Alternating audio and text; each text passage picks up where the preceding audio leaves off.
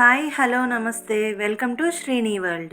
ఇవాల్టి మన వీడియో వచ్చేసి మన ఛానల్లో already Vizag trip videos post చేశానండి. వైజాగ్ ట్రిప్ 4 days వెళ్ళామని చెప్పాను కదా. ఫస్ట్ డే వచ్చేసి ట్రావెలింగ్తో అయిపోయింది. సెకండ్ డే వచ్చేసి అరకు వ్లాగ్, థర్డ్ డే వచ్చేసి వైజాగ్ సైట్ సీయింగ్ చూసాము. ఈ 2 వీడియోస్ నేను మన ఛానల్లో ఆల్రెడీ పోస్ట్ చేశానండి. ఇది డే 4 వ్లాగ్ అనమాట. సో ఇవాల్టి వీడియోలో వచ్చేసి అన్నవరం, అలాగే కాకినాడ బీచ్, దాంతోపాటుగా పంచారామాల్లో ఒకటైన భీమేశ్వర ఆలయం చూడబోతున్నామండి. ఇక్కడ మనం ముందు రోజు వీడియోలో అంటే డే 3 వ్లాగ్లో ఆల్రెడీ నైట్ అన్నవరం చేరుకున్నాం కదా. అన్నవరం వచ్చేసిన తర్వాత నైట్ రూమ్లో రెస్ట్ తీసుకున్నామండి. మార్నింగ్ లేచి ఫ్రెష్ అయిపోయిన తర్వాత స్వామివారి వ్రతం చేయించుకోవడానికైతే మేము బయలుదేరాము. అన్నవరంలో వచ్చేసి మనకి వ్రతం చేయించుకోవడానికి డిఫరెంట్ టికెట్స్ అనేది అందుబాటులో ఉంటాయండి. ఆ టికెట్ కాస్ట్ వచ్చేసి 300 రూపాయల నుండి స్టార్ట్ అవుతుంది. 300 రూపాయల టికెట్ వచ్చేసి గుడిలోకి ఎంటర్ అవ్వగానే లెఫ్ట్ సైడ్లో వ్రత మండపాలు ఉంటాయండి, అక్కడ చేస్తారు. అలాగే 800 ఉంటుంది, 1500 ఉంటుంది, 2000 రూపాయలది ఉంటుంది. 2000 రూపాయలది వచ్చేసి ఏసీ హాల్ ఉంటుందండి. వీటితో పాటుగా స్వామివారి నిత్య కళ్యాణానికి 1116లతో టికెట్ అనేది తీసుకోవాలండి. ఆ టికెట్ అన్నీ వచ్చేసి కూడా మనం వ్రతం చేయించుకోవడానికి మాత్రమే అండి. వ్రతానికి కావాల్సిన పూజా సామాగ్రి అనేది మనం తీసుకోవాలి.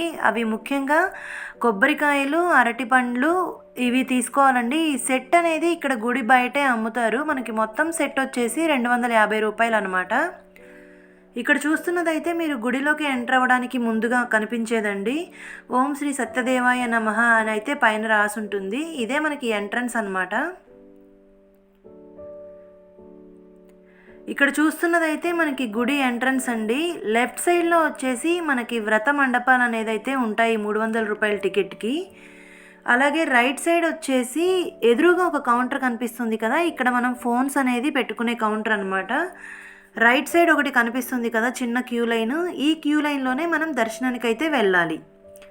ఇది ఫ్రీ దర్శనంది అండి. 200 రూపీస్ దర్శనంది కూడా మనకి టికెట్స్ అయితే అమ్ముతారు ఇక్కడ. ముందు వ్రతం చేయించుకొని తర్వాత దర్శనానికి వెళ్ళాలండి. ఇప్పుడు నేను మీకు వ్రత మండపాలు ఎలా ఉంటాయో చూపిస్తున్నాను. ఇక్కడ మీరు చూస్తున్నవే వ్రత మండపాలండి. చాలా పెద్ద హాల్స్ ఉంటాయి. మనం వ్రతం చేయించుకోవడానికి వెళ్తుంటే మనకి ఏ రూమ్లోకి వెళ్ళాలో ముందే చెప్తారు. ఇక్కడ నేనైతే ఇది వ్రతం అయిపోయిన తర్వాత రూమ్ చూపిస్తున్నానండి. హాల్ అనేది ముందైతే అన్నీ సిద్ధం చేసి పెడతారండి. ఒక చిన్న చెంబులో వాటరు, ఒక ప్లేట్లో తమలపాకు, ఒక్క పలుకులు, అలాగే పసుపు, కుంకం, అక్షింతలు, చిన్నది రాగిది సత్యనారాయణ స్వామి ప్రతిమ కూడా ఇస్తారండి. ఆ ప్రతిమకే మనం పూజ అనేది చేస్తామన్నమాట. వ్రతం అనేది చిన్న జాకెట్ ముక్క కూడా ఉంటుంది. మనం తీసుకెళ్ళిన కొబ్బరికాయలు అన్నీ కూడా పూజ దగ్గర పెట్టుకొని వ్రతం చేసుకోవాలి. వ్రతం పూర్తయిపోయిన తర్వాత మేము స్వామివారి దర్శనం చేసుకొని రూమ్కి అయితే వచ్చేసి రూమ్ వెకేట్ చేస్తున్నామండి. ఇక్కడ మీరు చూస్తున్నారు కదా, న్యూ కాటేజ్ అని, ఓల్డ్ కాటేజ్ అని 2 ఉంటాయండి ఇక్కడ అన్నవరంలో రూమ్స్ అనేది. న్యూ సీసీ, ఓల్డ్ సీసీ అని అంటారు. మాకు ఒక రూమ్ వచ్చేసి న్యూ సీసీలో, ఒక రూమ్ వచ్చేసి ఓల్డ్ సీసీలో వచ్చింది. మేము నైట్ టైం వచ్చాం కాబట్టి మేము రెండో రూమ్ దగ్గరికి వెళ్ళలేకపోయాము. సో ఇక్కడే రూమ్ అనేది తీసుకున్నామండి. రూమ్ ఛార్జ్ వచ్చేసి నాన్ ఏసీది 500 ఛార్జ్ చేశారు. రూమ్స్ అయితే బాగున్నాయండి, అంటే పర్వాలేదు. 2 బెడ్రూమ్స్ లాగా ఇచ్చారు. 2 బెడ్రూమ్స్లోనూ కాట్స్ ఉన్నాయి. బట్ వాష్రూమ్ అయితే ఒకటే ఉందండి 2 బెడ్రూమ్స్కి కలిపి కూడా. 2 ఫ్యామిలీస్ వచ్చారంటే హ్యాపీగా ఉండొచ్చండి. బట్ రెడీ అవ్వడానికి కొంచెం టైం పడుతుందని చెప్పేసి మేము 2 రూమ్స్ తీసుకున్నాము. మేము వెళ్ళిన రోజే అక్కడ పెళ్ళిళ్ళు జరిగాయి, అలాగే పంచల ఫంక్షన్ ఇవి కూడా జరిగాయండి. మీరు చూస్తున్న డెకరేషన్ అయితే పెళ్ళికి సంబంధించిందే. అక్కడ రూమ్ ఖాళీ చేసి బయటికి వచ్చేసిన తర్వాత లంచ్ చేసి మేమైతే కాకినాడ అయితే బయలుదేరామండి. అన్నవరం నుండి కాకినాడ వెళ్ళడానికి బస్సెస్, ఆటోస్ ఇలా డిఫరెంట్ వెహికల్స్ అయితే ఉంటాయి. మేమైతే బస్సులో వెళ్ళిపోయామండి. అన్నవరం నుంచి కాకినాడ బస్కి వెళ్ళి కాకినాడ నుండి కాకినాడ బీచ్కి ఆటో మాట్లాడుకొని వెళ్ళిపోయామన్నమాట. మేము లంచ్ టైం తర్వాత మేము బీచ్కి వెళ్ళామండి. అరౌండ్ 3 o'clock అలా వెళ్ళిపోయినట్టున్నాము బీచ్ దగ్గరికి. అక్కడికి వెళ్ళి బీచ్ దగ్గర ఒక 2 hours అలా స్పెండ్ చేసామండి. మేము Rishikonda beach, RK beach, Kakinada బీచ్కి వెళ్ళాము. ఈ కాకినాడ బీచ్ అనేది కొంచెం డర్టీగా అనిపించింది. అంటే మట్టిలాగా ఉందండి. ఇసుక అనేది సన్నగా ఉండి మట్టిలాగా ఉండేసరికి అలా అనిపించింది. హాలిడే టైం కాబట్టి జనాలైతే ఫుల్గా ఉన్నారు బీచ్లో.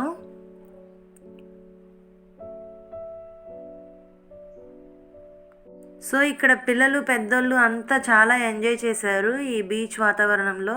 అలలైతే చాలా బాగా వస్తూ ఉన్నాయి. అండ్ ఎక్కువ లోతు కూడా లేదండి. చాలా దూరం అయితే పిల్లలు పెద్దోళ్ళు అందరూ వెళ్తూ ఉన్నారు. మేము ఇక్కడ స్పెండ్ చేసిన తర్వాత ఇక్కడ నుండి మేము వెళ్ళిపోయామండి. ఇంకా మేము రిటర్న్ వచ్చేసి సామర్లకోట నుండి ట్రైన్ బుక్ చేసుకున్నాము. సో ఈ కాకినాడ బీచ్లో టైం స్పెండ్ చేసిన తర్వాత మేము వెళ్ళిపోయాము సామర్లకోట రైల్వే స్టేషన్కి. రైల్వే స్టేషన్కి వెళ్ళి అక్కడ బ్యాగ్స్ అనేది పెట్టేసుకున్న తర్వాత అక్కడ నుండి మేము వెళ్ళామండి భీమేశ్వర ఆలయంకి. పంచారామాల్లో ఒకటండి ఈ భీమేశ్వర ఆలయం అనేది. సామర్లకోట రైల్వే స్టేషన్కి పక్కనే ఉంటుంది. బట్ స్టేషన్లో నుంచి వెళ్ళడానికైతే దారి అనేది లేదండి, బయట నుండే వెళ్ళాలి. కాబట్టి మేము ఆటో మాట్లాడుకొని వెళ్ళిపోయాము ఈ భీమేశ్వర టెంపుల్కి. ఇది చాలా ఏన్షియంట్ టెంపుల్ అండి, పురాతనమైన గుడి, చాలా పెద్దగా ఉంది. ఇక్కడ స్వామివారి దర్శనానికి వచ్చేసి చిన్న మెట్లు ఉంటాయి, ఆ మెట్లు ఎక్కి పైకి వెళ్ళాలండి. ఇక్కడ నేనైతే పైనుంచి మీకు వీడియో అనేది షూట్ చేసి చూపిస్తున్నాను. ఈ శివలింగం కూడా చాలా పెద్దది ఉందండి. నేను చూసిన గుళ్ళల్లో అంటే అమరావతిలో హైట్గా ఉంటుంది, ఇక్కడైతే అమరావతి కంటే కూడా హైట్గా ఉంది. ఎందుకంటే మూల విరాట్ అనేది కింద నుండి స్టార్ట్ అయ్యి పైకి వచ్చి కూడా ఇంత హైట్గా శివలింగం అనేది అయితే ఉందండి. ఇక్కడ మీరు చూస్తున్నారు నందీశ్వరుడిని.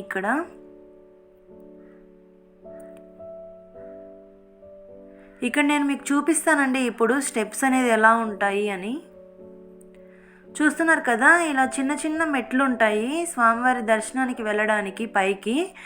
ఇలా కొన్ని మెట్లు ఎక్కి పైకి వెళ్తే స్వామివారి దర్శనం చేసుకొని మళ్ళీ కిందకి వచ్చేస్తే బయట అమ్మవారు కూడా ఉంటారండి. అమ్మవారి దర్శనం కూడా చేసుకొని మేము మూల విరాట్ అంటే ఎక్కడైతే స్వామివారు స్టార్ట్ అయ్యారో ఆ ప్లేస్ దగ్గరికి వెళ్ళాము.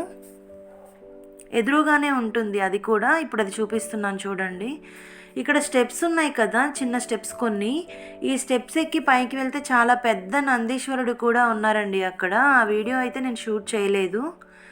ఇదేనండి మనకి మూల విరాట్కి దర్శన మార్గం. కుమారరామ భీమేశ్వర స్వామి, కుమారస్వామి ప్రతిష్ఠించారు ఈ స్వామిని అని చెప్పారు అక్కడ పంతులు గారిని అడిగితే. ఇక్కడ చూస్తున్నారు కదా మీరు, ఇక్కడ కింద నుండి స్టార్ట్ అయ్యిందండి శివలింగం అయితే. కింద నుండి స్టార్ట్ అయ్యి పైన ఫస్ట్ ఫ్లోర్కి వెళ్ళాక కూడా అంత హైట్గా ఉన్నారు స్వామివారు అయితే. మాకు రిటర్న్ ట్రైన్ వచ్చేసి 9:20కి ఉందండి నైట్.